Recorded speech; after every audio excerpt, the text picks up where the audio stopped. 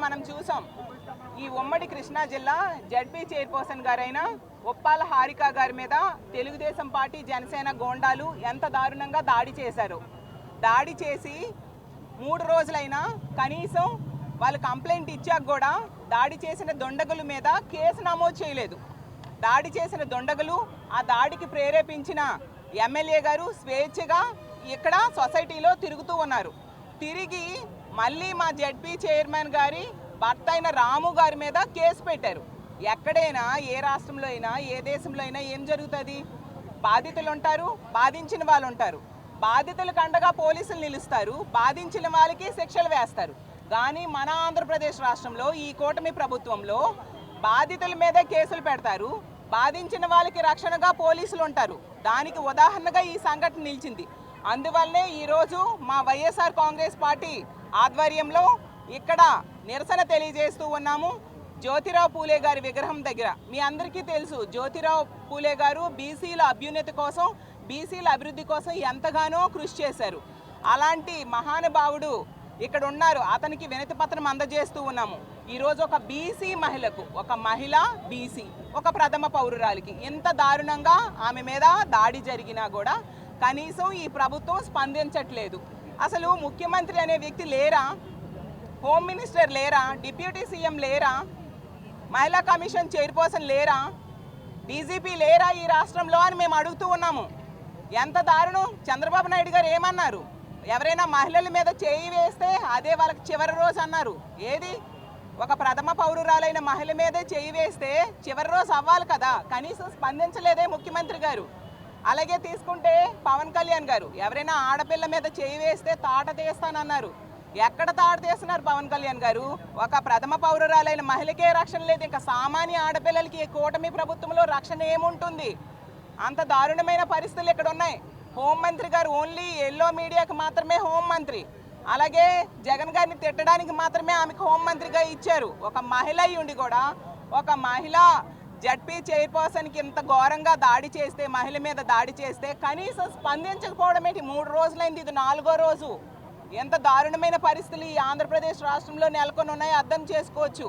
అసలు తీసుకుంటే ప్రజాస్వామ్యంలో ఉన్నామా, రాక్షస పాలనలో ఉన్నామా అర్థం కాని పరిస్థితి ఈ కూటమి ప్రభుత్వంలో మహిళలకి ఆంధ్రప్రదేశ్ రాష్ట్రంలో ఉంది. ఆ మహిళా కమిషన్ చైర్పర్సన్ గారు అయితే ఎంత దారుణంగా వ్యవహరిస్తూ ఉన్నారంటే, విచారణ చేపట్టారట, స్వయంగా వచ్చి కంప్లైంట్ ఇవ్వాలట. మరి హారిక గారు కంప్లైంట్ ఇచ్చారు కదా, పోలీస్ స్టేషన్కి వెళ్ళి దాని మీద చర్యలు తీసుకోవాలి కదా.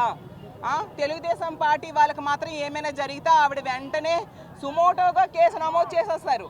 అంటే ఈ రాష్ట్రంలో తెలుగుదేశం పార్టీలో ఉన్నోళ్ళే మహిళల, వేరే పార్టీలో ఉన్నవాళ్ళు లేదా బయట మహిళలు ఎవరు మహిళలు కాదా అని మేము అడుగుతూ ఉన్నాము. అసలు ఇంత దారుణమా? మహిళా కమిషన్ చైర్పర్సన్ ఎందుకున్నారు? అలాగే తీసుకుంటే ప్రతి విషయంలో కూడా ఆ రోజు మహారాష్ట్రలో ఉన్న ఒక నటి అయిన జత్వానీ కేసులో స్పెషల్ ఫ్లైట్లో ఆమెను తీసుకొచ్చి ఆ అక్రమ కేసులు పెట్టారు. మరి ఇప్పుడు మీ రాష్ట్రంలో, మీరు ముఖ్యమంత్రిగా ఉన్న రాష్ట్రంలో, చంద్రబాబు నాయుడు గారు వినండి, మీరు ముఖ్యమంత్రిగా ఉన్న రాష్ట్రంలో ఒక జిల్లా జడ్పీ చైర్పర్సన్ మీద ఇంత దారుణమైన దాడి జరిగితే మీరు కనీసం స్పందించకపోవడం ఏంటి అని మేము అడుగుతూ ఉన్నాము. అసలు తెలుగుదేశం పార్టీ అంటే తెలుగు దాడుల పార్టీ, టీడీపీ అంటే తెలుగు దాడుల పార్టీగా ఈరోజు మారిపోయింది. అంత దారుణంగా ఉంది. ఐసిస్ తీవ్రవాదులు సంస్థలు ఉంటాయి, అవి ఏంటంటే తీవ్రవాదులను ప్రొడ్యూస్ చేస్తాయి. ఆ విధంగా తెలుగుదేశం పార్టీలో కొందరు ఉన్మాదుల్ని ప్రొడ్యూస్ చేస్తున్నారు.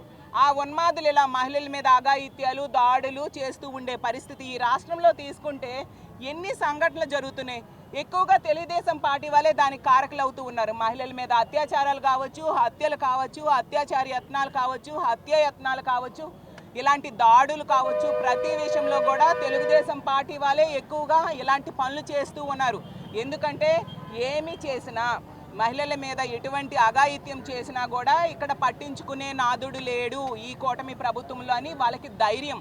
ఆ ధైర్యంతో ఈ విధంగా వ్యవహరిస్తున్నారు. వీడియో క్లిప్పింగ్స్లో క్లియర్గా కనిపిస్తూ ఉంది వాళ్ళు ఎంత ఘోరంగా దాడులు చేశారో. తిరిగి మళ్ళీ మా జడ్పీ చైర్పర్సన్ గారి హస్బెండ్ అయిన ఉప్పాల రాము గారి మీద, అక్కడ ఉన్న ఒక జడ్పీటీసీ మెంబర్ మీద కేసులు పెట్టారు సునీత అనే వ్యక్తితో. ఆ సునీత అనే వ్యక్తి మా వైఎస్ఆర్ కాంగ్రెస్ పార్టీ ఫ్లెక్సీని చించేసి ఆవిడ తిడుతూ ఉంది, చంపేస్తాం, కొట్టేస్తాం, నరికేస్తామంటూ మా పార్టీ కార్యకర్తలను తిడుతూ ఉంది.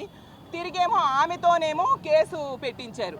ఏమి ఆవిడ ఇప్పుడు హారిక గారు ఒక జడ్పీటీసీ మెంబర్ ఏ నియోజకవర్గంలో ఉన్నారో ఆ నియోజకవర్గంలో జరుగుతున్న మా పార్టీ మీటింగ్కి మేము వెళ్ళకూడదా? ఆవిడ వెళ్ళే హక్కు ఆవిడకి లేదా? అలా అయితే మీరు కూడా ప్రతిపక్షంలో ఉన్నారు కదా, మీరు మీ పార్టీ మీటింగ్స్ పెట్టుకోలేదా? మీ మీటింగ్స్ వెళ్లకుండా మిమ్మల్ని మేము ఎప్పుడైనా అడ్డుకున్నామా? అంటే అసలు ఇంత నిరంకుశ పాలన, ఇంత రాక్షస పాలన, ఇంత అన్యాయమైన పాలన ఒక్క కూటమి ప్రభుత్వంలో ఈ ఆంధ్రప్రదేశ్ రాష్ట్రంలో చూస్తూ ఉన్నాము. ప్రజల్లో అయితే తీవ్రమైన వ్యతిరేకత ప్రారంభమైంది.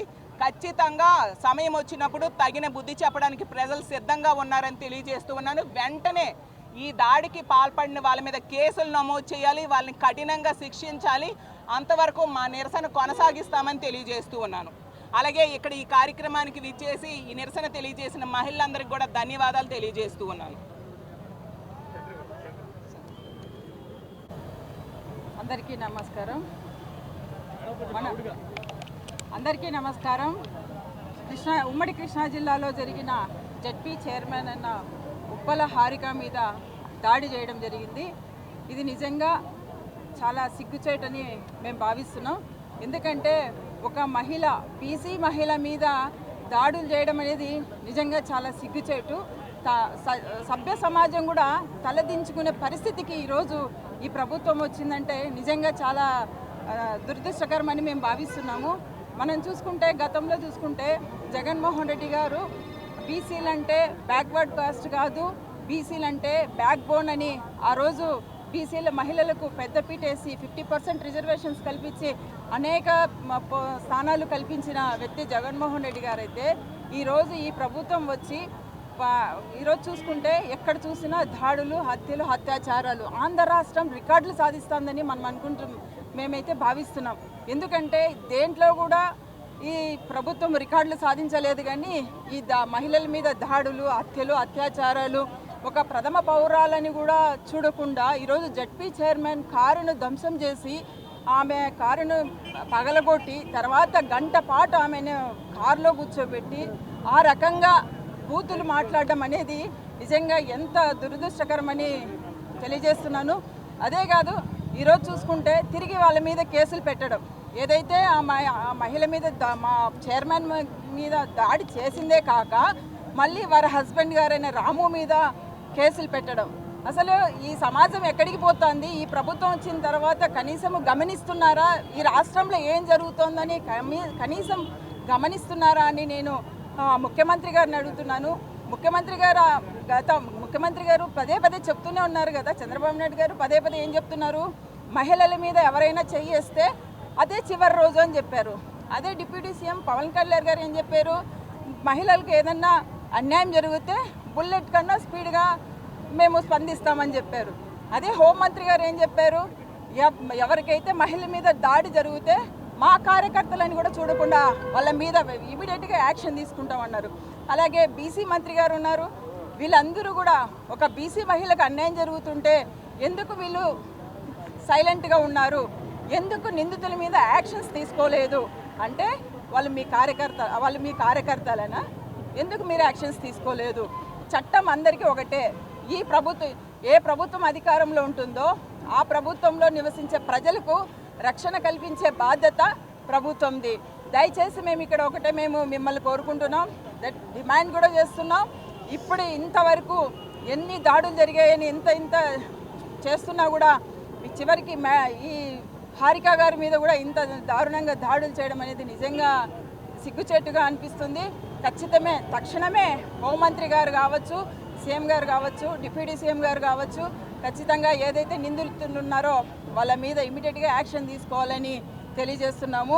ఏదైతే మా చైర్మన్ గారు ఉన్నారో ఆమెకు నిజంగా సారీ చెప్పాలి. ఎందుకు చెప్పాలి? వీళ్ళు ఎవరైతే ఆమెను మళ్ళీ అంటే ఆమెను నడి రోడ్డు మీద దాడి చేసి ఆమెను అవమానపరిచింది కాక మళ్ళీ ఆమెను మహానటి అనడం నిజంగా ఎంత ఘోరం అండి. హలో, తెలుగు రాజ్యం ఛానల్ చూస్తున్నారా? సామాజిక, రాజకీయ, జీవన చిత్రణే తెలుగు రాజ్యం. అతిశయోక్తులు, అసత్యాలు ఉండవు. రాజకీయ కోణం కాదు, ప్రజా కోణమే కొలబద్ద. తెలుగు రాజ్యం వీక్షణ మీ ఉత్తమ అభిరుచికి నిదర్శనం.